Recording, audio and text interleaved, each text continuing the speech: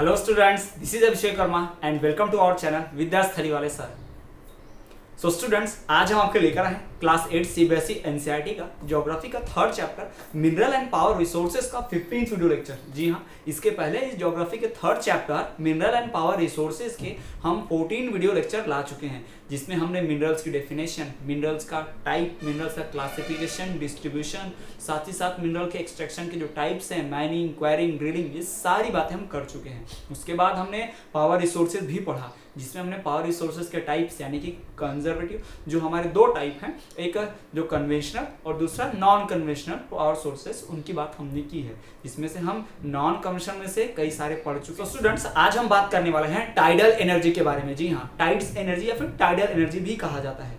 हम अपने चैप्टर के इस आखिरी पड़ाव में पहुंच चुके हैं। अभी तक हमने पूरे टोटल 14 वीडियो लेक्चर लाए हैं और आज का हमारे 15th वीडियो लेक्चर है। इसके बाद हमें सिर्फ एक ही टॉपिक बायोगैस एनर्जी या बायोमास जिसको हम बोलेंगे, उसके बारे में पढ़ना है। और आज हमारी सेकंड क्लास जो कि है कौन सा, टाइडल एनर्जी खत्म करने वाले हैं। तो चैप्टर आखिरी पड़ाव पर पहुंच चुका है। आप नोट्स बनाते चलिए और सारे नोट्स को प्रिपेयर कर लीजिए। इसके बाद इस चैप्टर का टेस्ट होगा। साथ ही साथ इस चैप्टर को आप साइंस से पूरा रिलेट करके पढ़ सकते हैं और साइंस के आपके कई चैप्टर्स में बहुत ज्यादा मदद हो जाएगी ये अकेला एक चैप्टर पढ़ने से। तो वीडियो को इसी तरह देखते रहिए, वीडियो बहुत इंपॉर्टेंट है, वीडियो के अंत तक बने रहिए और अपने फ्रेंड्स को भी रिकमेंड कीजिए। और साथ ही साथ नोट भी बनाना है आपको वीडियो देखने के साथ साथ, ठीक है। तो चलिए बिना किसी देरी के आज के इस टॉपिक को हम शुरू करते हैं और पढ़ते हैं टाइडल एनर्जी के बारे में। सो स्टूडेंट्स, टाइडल एनर्जी की बात करें तो आपको नाम से समझ में आ रहा होगा टाइडल एनर्जी। टाइड्स मतलब आपने समुद्र के बारे में, लहरों की बात सुनी होगी। समुद्र, टाइड्स मतलब लहर, है ना, लहरें। आप देखते हैं जो लहरें आती हैं, ठीक, ऐसा डांस करके बता नहीं सकते हैं, पर जितना आपको समझ रहा है, टाइड्स लहरें ऊपर नीचे जो आती हैं समुद्र में, देखा होगा आपने, बिल्कुल। हाँ, आपने बीच देखी ना, बीच इमेजिन कीजिए, लहर कैसे आती है पानी में, फिर वापस चली जाती है, फिर आती है, फिर जाती है, उसी तरह से ना। इसको कोई धक्का देता है क्या पानी को? नहीं, वो तो ऑब्वियसली अपने आप हो रहा है अर्थ के ज्योग्राफिकल मूवमेंट की वजह से और एयर प्रेशर की वजह से अपने आप उसका मूवमेंट हो रहा है, पानी का आना जाना। कोई एनर्जी लग रही है क्या? नहीं लग रही है ना। तो इन्हीं टाइड्स का, इन्हीं लहरों का इस्तेमाल करते हुए जो एनर्जी जनरेट होती है ना, उसे क्या कहते हैं? टाइडल एनर्जी कहते हैं, ठीक। The energy generated with the help of tides, है ना। The energy generated by tides in the seas और ओशन, समुद्र में और महासागर में उठने वाली जो लहरें होती हैं, टाइड्स होती है ना, जिसे हमारे ख्याल से ज्वार भाटा भी कहते हैं, ठीक है। तो उससे जो एनर्जी जनरेट की जाती है उसे टाइडल एनर्जी कहते हैं। तो उसी के बारे में पढ़ना है कि कैसे जनरेट होता है, कैसे ये सब किया जाता है। तो चलिए हम डायग्रामेटिक समझ लेते हैं कि टाइडल एनर्जी कैसे वर्क करती है, कैसे इस टाइडल एनर्जी का फंक्शन होता है, उसकी हम बात करते हैं। चलिए डिटेल में डायग्रामेटिक समझिए, डायग्राम को बहुत ही ध्यान से देखिए, ठीक। सबसे पहले हम बात कर लेते हैं ओशियन की, या सी या ओशियन का डायग्राम, ठीक। हमारी ड्राइंग इतनी अच्छी नहीं है, आपको इसी जो है उससे काम चलाना पड़ेगा, ठीक है। तो बस समझने की कोशिश कीजिए। तो यहाँ हम बना रहे हैं सी ओशियन, ठीक है। इतना बड़ा सी बनाना पॉसिबल नहीं है किसी बोर्ड पे, ठीक है। तो अब समझिए क्या होता है।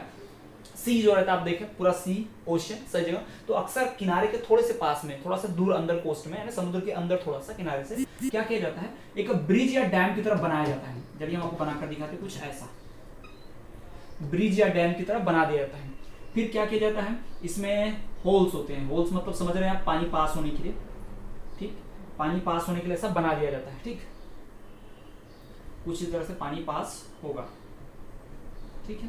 तो आप इमेजिनरी समझ सकते हैं कि ऐसा पानी इधर से आएगा, ऐसा ऐसा जाएगा, ठीक, आप समझिए, ठीक। तो सेम प्रोसेस इधर भी होती है, ठीक। पर क्या किया जाता है, इस बीच में क्या करते हैं,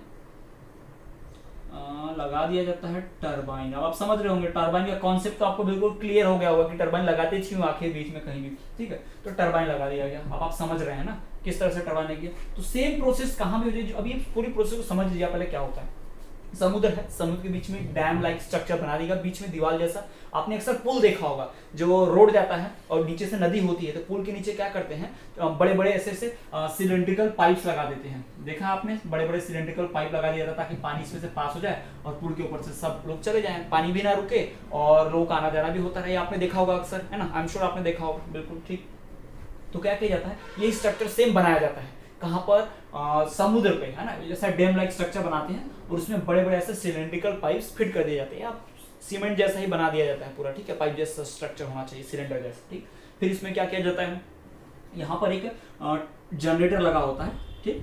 और यहाँ पर होती है एक टरबाइन। टरबाइन का मतलब समझ रहे हैं, पंखा अगर पानी में लगाना तो उसको टरबाइन बोल दीजिए, है ना। मोटर के साथ अगर पंखा पानी के अंदर लगा तो उसको क्या बोल देंगे, टरबाइन बोल देंगे, ठीक। अब देखिए लहर ऐसी आएगी, ठीक, फिर वापस भी तो जाएगी ना। अभी लहर ऐसी आएगी, मान लीजिए अभी हम आने की बात करते हैं, जाने की बाद में देखेंगे वहां पे कैसा स्ट्रक्चर होगा। तो जैसी लहर इधर आएगी तो पानी की जो लहरें हैं इस पंखे से टकराएगी, कंफर्म है। वो ब्लेड्स अपने आप घूमेंगी, शाफ्ट ब्लेड्स है ना, ये गोल घूमेगा, और घूमेगा तो क्या जनरेट होगा भाई, इलेक्ट्रिसिटी। क्या जनरेट होगा, इलेक्ट्रिसिटी। जी हाँ, ये इसको टरबाइन बोलते हैं ना, ये टरबाइन घूमेगा। ये टाइड्स, टाइड्स मतलब लहरें, टाइड्स मतलब क्या, लहरें। जैसी लहरें आएंगी वो टरबाइन को घुमाएंगी, टरबाइन घूमेंगी तो यहाँ पे लगा हुआ जनरेटर घूमेगा। अब जनरेटर घूमेगा तो क्या प्रोड्यूस करेगा भाई, इलेक्ट्रिसिटी। जी हाँ, जनरेटर क्या प्रोड्यूस करेगा, इलेक्ट्रिसिटी प्रोड्यूस करेगा। तो ये भी बात आपको क्लियर हो गई मेरे ख्याल से ना। अभी तो इतना हम जितना पढ़े हैं सब में टरबाइन लगता है, जनरेटर जुड़ा होता है, टरबाइन घूमता है, जनरेटर जनरेट करता है इलेक्ट्रिसिटी। जी हाँ, इतनी बात हमने कर दी। ये तो लहर आने की है ना। अब लहर जाएगा तो टरबाइन उल्टा घूमेगा, तो उल्टा से कोई इलेक्ट्रिसिटी जनरेट नहीं होता, ठीक है। तो इस तरफ से उसने घूमेगा। अब क्या किया जाता है, सेम स्ट्रक्चर बिल्कुल जो अभी हमने देखा ना, सेम टू सेम स्ट्रक्चर इधर ही बना दिया जाएगा, ठीक। इधर भी ऐसा स्ट्रक्चर बना दिया जाएगा, ठीक, सेम टू सेम डैम जैसा इधर भी बना दिया जाएगा, है ना। क्या होगा, फिर यहां भी एक ऐसा टरबाइन लगा देंगे, यहां भी एक टरबाइन लगा दो। अब क्या होगा, जो लहर इधर से आई वही लहर इधर जाएगी भी तो, है ना, वापस जाएगी भी वही लहर इधर से, ठीक। अब जाएगी तो इधर का मोटर घूमेगा, इधर का टरबाइन घूमेगा। अब इधर का टरबाइन घूमेगा तो क्या जनरेट होगा, इधर की इलेक्ट्रिसिटी जनरेट होगी, ठीक। तो क्लियर हो गया आपको, यानी टाइड्स के आने से टाइड के जाने से क्या जनरेट होगी, इलेक्ट्रिसिटी। आना जाना है ना, लो टाइड्स और हाई टाइड्स बोलते हैं। लहर का आना लो टाइड्स, जाना हाई टाइड, आना हाई टाइड, लो टाइड, जाना है, इस तरह से होता है। अभी अब उसके चक्कर में पढ़िए, उतना ध्यान मत दीजिए, आप इतना ध्यान रखिए कैसे टाइडल एनर्जी जनरेट की जाती है। डायग्रामेटिकली आपको समझ में आ गया होगा कि सी और ओशन में क्या करते हैं, डैम लाइक स्ट्रक्चर बनाते हैं। उस डैम लाइक स्ट्रक्चर में पाइप, सिलेंड्रिकल पाइप लगे हो ताकि जो समुद्र की लहर है पास कर जाए। और किसी एक सिलेंडर पाइप में क्या किया जाता है, टरबाइन और जनरेटर फिट कर दिया जाता है। जैसी लहर आती है टरबाइन के ब्लेड्स को घुमाती है तो अपने आप जनरेटर घूमता है और क्या प्रोड्यूस होती है, इलेक्ट्रिसिटी। फिर लहर की वापस भी तो जाना ना उसको किनारे पर टकरा के, जब वो वापस जाती है तो फिर क्या होता है, अदर साइड में भी सेम स्ट्रक्चर बनाया जाता है। वहां का टरबाइन घूमता है तो वहां का जनरेटर घूमेगा, तो वहां का जनरेटर क्या प्रोड्यूस करेगा, इलेक्ट्रिसिटी। तो इस पूरी प्रोसेस से हमें देखने ये मिल रहा है कैसे टाइडल एनर्जी सॉरी कैसे टाइडल एनर्जी जनरेट की जाती है। तो आई होप आपको क्लियर हो गया, डायरेक्टली है ना, आइडिया मिल गया होगा। अब इसको हम पूरा सिग्निफिकेंटली एक पॉइंट वाइज करके पढ़ लेंगे एकदम सही तरीके से कि कैसे टाइडल एनर्जी जनरेट की जाती है डेफिनेशन के साथ। तो चलिए हम बात करते हैं टाइडल एनर्जी की डिटेल में।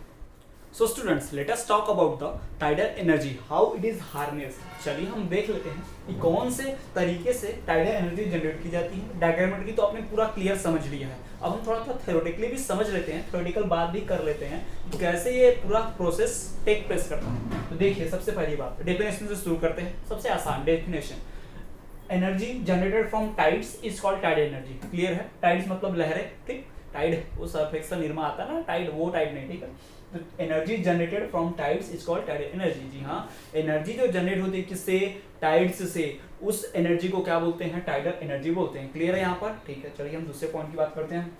इट इज हार्नेस्ड, बताए थे ना हम कि हार्नेस मतलब निकालना एनर्जी, इसके पहले बता चुके हैं, ठीक। It is harnessed by building dam set sea. जी हमने बताया कि समुद्र में कैसा डायग्राम दिखाया था आपको, एक डैम लाइक स्ट्रक्चर बनाते हैं समुद्र में, नैरो ओपनिंग्स जहाँ पे होते हैं, यहाँ पे जहाँ पे किनारा होगा छोटा सा पतला सा, वहां पर डैम लाइक स्ट्रक्चर बनाया जाएगा। उसमें सिलिंड्रिकल पाइप्स होंगे, पाइप्स में क्या फिट होगा, टरबाइन और जनरेटर फिट होगा, इंस्टॉल होगा पहले से, ठीक।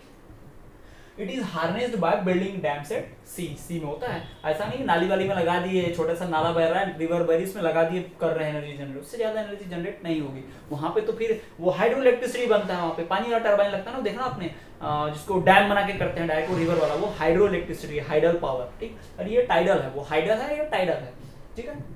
देखिए during high tides energy of tide it used to generate electricity. During high tides मतलब जब ऊंची ऊंची लहरें उठती हैं ना, तो उन ऊंची लहरों का इस्तेमाल करते हैं ताकि उससे ज्यादा एनर्जी जनरेट होगी। ऊंची लहरें ज्यादा जोर से टरबाइन घुमाएंगी तो ज्यादा एनर्जी मिलेगा। धीरे धीरे से, जैसे आप पंखा स्लो पे रखिए एकदम, है ना, 1 नंबर पे, तो कुछ पंखे को आप स्लो करके रखेंगे रेगुलेटर को, तो ज्यादा हवा मिलती है कि आपको नहीं मिलती है, तो इसलिए उससे कम एनर्जी जनरेट होगी। लो टाइड रहेगा तो हाई टाइड पे क्या होगा, ज्यादा एनर्जी जनरेट होगी।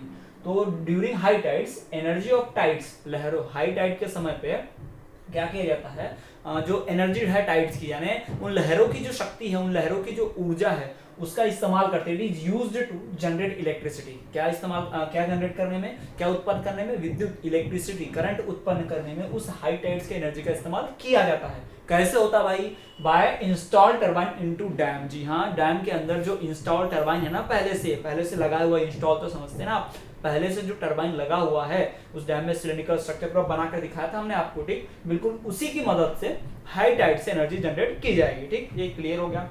उसके बाद France, Russia, gulf of Kutch, ये सब जो है ना बहुत बड़े बड़े टाइडल एनर्जी जनरेट करने वाले देश हैं। इसमें से आप गल्फ ऑफ कच्छ के बारे में नहीं जानते होंगे, फ्रांस रशिया तो जानते हैं। गल्फ ऑफ कच्छ क्या है? गुजरात के पास समुद्र के किनारे में जो एरिया है ना उसको गल्फ ऑफ कच्छ बोलते हैं। जी हाँ, रन ऑफ कच्छ एक जगह है, उसके बाजू में जो समुद्र है उसको गल्फ ऑफ कच्छ बोलते हैं। गल्फ मतलब खाड़ी, खाड़ी मतलब जहाँ नदियां समुद्र में जाकर मिलती है ना पूरा, उसको खाड़ी बोलते हैं, ठीक। तो वो पूरे एरिया में हमारे यहाँ विंड टाइडल मिल फॉर्म्स है, विंड नहीं टाइडल मिल फॉर्म्स, विंड मिल फॉर्म मतलब जहाँ पे ढेर सारा प्लांट बनाया जाएगा विंड एनर्जी जनरेट के लिए, विंड मिल फॉर्म हो गया। जहाँ पे ढेर सारा टाइडल वाला डैम बनाया जाएगा टाइडल एनर्जी ऑब्टेन करने के, उसको टाइडल मिल फॉर्म बोलेंगे। क्लियर है आपको? ठीक। तो फ्रांस, रशिया ऐसे देश है जहाँ पर ढेर सारा टाइडल एनर्जी जनरेट किया जाता है। एक बात गौर करने वाली है कि जिन जगहों पर समुद्र होंगे, जहां पर सीज होंगे, ओशियंस होंगे, वहीं तो भाई टाइडल एनर्जी जनरेट की जा सकती है ना। तो जहां पे सी ओशियन है नहीं, जो देश बीच में है, countries like China, countries like, ऐसी कौन सी कंट्री होगी जो एकदम बीचों बीच में समुद्र उसके चारों ओर समुद्र ही नहीं, बॉर्डर नहीं। जैसे नेपाल को देख लीजिए आप, नेपाल ऐसी कंट्री है जिसके आजू बाजू समुद्र है ही नहीं, तो वो तो टाइड एनर्जी का इस्तेमाल कर ही नहीं सकता, क्योंकि वहां टाइड से नहीं आएंगे, टाइड से नहीं आएगा तो डैम कहां पर बनाएगा, है ना। तो कहने वाला, समझने वाला बात यह है कि इट इज लिमिटेड यूज, है ना, इसको लिमिटेडली ऑब्टेन किया जाता है। हर देश इसका इस्तेमाल नहीं कर पाएगा, हर देश इस तरह की टाइडल एनर्जी बना नहीं पाएगा। क्यों? सबके पास थोड़ी है भाई टाइडल एनर्जी। टाइडल एनर्जी उन्हीं के पास मिलेगी जिनके यहाँ समुद्र है, सी है, ओशियन है, किनारे हैं समुद्र के, ठीक है, क्लियर है। चलिए, तो ये बात आपको क्लियर हो गई यहाँ पर। सबसे पहली बात कि energy generated from tides is called tidal energy. जी हाँ, जो टाइड से एनर्जी जनरेट होती है उसको टाइडल एनर्जी बोलते हैं। दूसरी बात, it is harnessed by building dam sets. कैसे उसको ऑब्टेन किया जाता है? हार्नेस करते, निकालते, बनाते कैसे हैं? बाय बिल्डिंग डैम सेट, सी के नैरो ओपनिंग्स में डैम्स बना के, और उसमें क्या इंस्टॉल कर देते हैं? टरबाइन। तीसरी बात, हाई टाइड्स के समय टाइड्स की एनर्जी का इस्तेमाल करके इलेक्ट्रिसिटी प्रोड्यूस करते हैं by installing turbine into dam. जी हाँ, ये आपको पहले बता चुके हैं। टरबाइन का इंस्टॉल करके डैम के अंदर जब भी हाई टाइड आएगा तो उस टाइड्स की एनर्जी से जो इलेक्ट्रिसिटी प्रोड्यूस होगी उसको तो हम टाइडल एनर्जी बोलते हैं। चौथा, ये काम करने में रशिया, फ्रांस और इंडिया का जो गल्फ ऑफ कच्छ है बड़े आगे हैं, बहुत बड़े बड़े टाइडल विंड मिल फॉर्म, वहाँ पे टाइडल मिल फॉर्म है, विंड मिल नहीं, सॉरी, बार बार मिस्टेक हो जा रहे हैं, देखिए आप ध्यान रखिए, ठीक है। तो रशिया, फ्रांस और gulf of Kutch have huge tidal mill form. जी हाँ, इन कंट्रीज में बहुत ज्यादा टाइडल मिल फॉर्म है ना, बहुत सारे फॉर्म, मतलब बहुत बड़े बड़े स्ट्रक्चर बने होंगे डैम के, जहाँ पे खूब सारे टरबाइंस लगे होंगे, खूब सारे जनरेटर्स होंगे जो ढेर सारी इलेक्ट्रिसिटी प्रोड्यूस करते हैं। बट इन सब के लिए रिक्वायरमेंट एक ही मेजर है, क्या? सी होना चाहिए ना कंट्री के पास में, नहीं तो सी ही नहीं है तो फिर हम बना ही नहीं सकते, बनाएंगे कहाँ, एनर्जी जनरेट कहाँ करेंगे। तो ये बहुत ध्यान देने वाली बात है कि ऐसा करने के लिए हमें टाइडल एनर्जी जनरेट करने के लिए हमारे पास क्या होना चाहिए? एक सी होना चाहिए जहाँ पे हम सब काम कर सके। तो ये डिसएडवांटेज में आ सकता है, ठीक है। चलिए, इतना पढ़ लेने के बाद अब हम बात कर लेते हैं इसके एडवांटेज और डिसएडवांटेज की। जी हाँ, टाइडल एनर्जी का फायदा क्या है, नुकसान क्या है, इसकी भी तो बात हमें करनी पड़ेगी। तो चलिए देखते हैं advantages and disadvantages of tidal energy.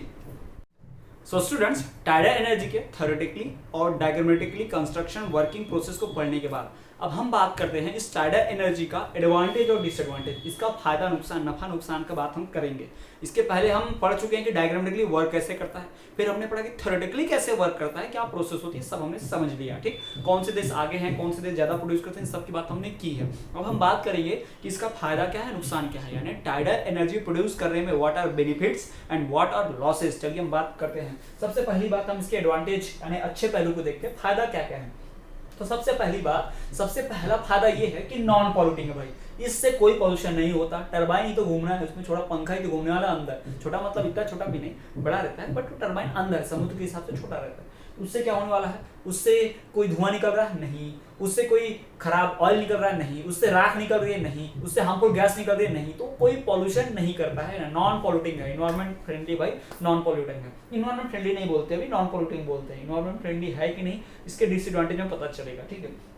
तो नॉन पॉल्यूटिंग है, कोई पॉल्यूशन नहीं करता। दूसरी बात, इनएग्जॉस्टिबल, कभी नहीं खत्म होगा भाई। इनएग्जॉस्टिबल कैसे भाई? समुद्र ही खत्म नहीं होगा तो फिर टाइड्स कैसे खत्म होंगी? यानी लहरें तो आती जाती रहेंगी, समुद्र रहेगा तो लहर रहेगी, लहर रहेगी तो हम टाइडल एनर्जी जनरेट करते रहेंगे, ठीक है। क्लियर है यहाँ पर? तो एडवांटेज इसके समझ लीजिए। सबसे पहला कि नॉन पॉल्यूटिंग, किसी भी तरह का कोई पॉल्यूशन नहीं करता है, इट इज नॉन पॉल्यूटिंग। कौन? Tidal energy. Tidal energy non polluting. दूसरी बात, टाइडल एनर्जी इज इनएग्जॉस्टिबल। जी हाँ, इनएग्जॉस्टिबल है, कभी ना खत्म होने वाली ऊर्जा है। कौन? Tidal energy. क्योंकि जब तक समुद्र है, सीज है, ओशियंस है, तब तक हम टाइड्स देखेंगे, और जब तक टाइड्स है तब तक उनमें डैम बना के हम टरबाइन लगा के इलेक्ट्रिसिटी जनरेट करते रहेंगे, टाइडल एनर्जी जनरेट करते रहेंगे। तो ये तो बात होगी एक पहलू की, उसके एडवांटेज। अच्छा ये देखिए हमने, अब इसका नुकसान क्या है, इसका डिसएडवांटेज क्या है, उसकी बात चलिए कर लेते हैं। तो सबसे पहला डिसएडवांटेज, डिस्ट्रॉयज एक्वाटिक लाइफ। जी हाँ, समुद्र में लग रहा है, समुद्र की जब लहरें आएंगी तो उसके साथ कुछ मछलियाँ, केकड़े, मेंढक, कछुए, कुछ भी ऐसा कुछ है ना जो एक्वाटिक लाइफ होगा, समुद्र में रहने वाला, पानी में रहने वाला, वो उस टरबाइन से, पंखे से टकरा के मर जाएंगे। उस डैम के आर पार जाना उनके लिए मुश्किल हो जाएगा। यानी हमारे एक्वाटिक लाइफ को, समुद्र में पाए जाने वाली सीज में जो एक्वाटिक एनिमल्स रह रहे हैं, छोटे छोटे एनिमल्स, उनको नुकसान पहुंचाता है। अब पंखा घूमेगा, ब्लेड से टकरा के मरेंगे ही, या इस पार से उस पार नहीं जा पाएंगे तो भी नुकसान है। या नेचर में हमने कुछ मैन मेड चीज डाली है ना वहाँ पर, टरबाइन मैन मेड चीज है, सब तो नुकसान तो पहुंचाएगा भाई। यानी कि ये जो टाइडल एनर्जी है, ये एक्वाटिक लाइफ को डिस्ट्रॉय करता है ना, वाइल्ड लाइफ जो वहाँ पर होती है उसको नुकसान पहुंचता है बहुत ज़्यादा। तो ये सबसे पहला डिसएडवांटेज है, बहुत बुरा बात है। दूसरी बात, डिफिकल्ट टू हार्नेस। अरे निकालना बहुत मुश्किल है, इस एनर्जी को हार्नेस करना बहुत मुश्किल है। सबसे पहले तो समुद्र चाहिए, आपके इधर समुद्र है नहीं आपके देश में, तो आप समुद्र लाओगे कहाँ से उठा के, है ना। अपना देश शिफ्ट नहीं कर सकते, समुद्र भी इधर नहीं ला सकते। तो हम टाइडल एनर्जी तभी जनरेट कर सकते हैं जब क्या हमारे आसपास सी हो, है ना, कंट्री के रीजन से, बाउंड्री से सी लगा हो। दूसरी बात, सी में अगर टाइड नहीं आई तो फिर टरबाइन भी नहीं घूमने वाला। सी अगर बहुत समय तक शांत रहता है, टाइड्स नहीं आती है उसमें, या लो टाइड्स ही चलती रहता है, हाई टाइड्स बहुत कम आती हैं, तो एनर्जी जनरेट नहीं किया जा सकता। और इतना बड़ा डैम और स्ट्रक्चर बनाना, तब जाके एनर्जी जनरेट कर पाना, फिर वहां से शिफ्ट करना उस कोस्टल एरिया से अपने शहरों तक, अपने रेसिडेंशियल एरिया में, सिविलाइज्ड एरिया तक, तो बहुत मुश्किल काम है। ठीक, तो यहाँ पर disadvantage, destroy aquatic life, difficult to harness. Advantage क्या है? Non polluting, inexhaustible. ठीक, कोई पॉल्यूशन नहीं करता, कभी खत्म नहीं होता, लेकिन एक्वाटिक लाइफ को नुकसान पहुंचाता है, एक्वाटिक लाइफ को, साथ ही साथ हार्नेस करने में, एनर्जी बनाने में बहुत मुश्किल जाती है। तो ये हो गया क्लियर आपके सामने कि इसके एडवांटेज क्या है, डिसएडवांटेज क्या है। तो आज के वीडियो लेक्चर में इतना ही। आई होप ये वीडियो लेक्चर आपको पसंद आएगा। वीडियो को लाइक कीजिए, शेयर कीजिए, और कोई डाउट है तो कमेंट कर दीजिए, हम उनके डाउट दूर करने की पूरी कोशिश करेंगे। तो ये था हमारा 15th वीडियो लेक्चर, जो कि है सेकंड लास्ट वीडियो इस चैप्टर का। ठीक, और इसके बाद हम पढ़ेंगे हमारा आखिरी वीडियो 16 पार्ट, जिसमें हम बात करेंगे बायोगैस एनर्जी की, बायोमास एनर्जी की, है ना, बायोगैस क्या होता है, उसके स्ट्रक्चर के सबके साथ बात करेंगे। तो तब तक के लिए आप देखते रहिए इसी तरह हमारा चैनल विद्यास्थली वाले सर।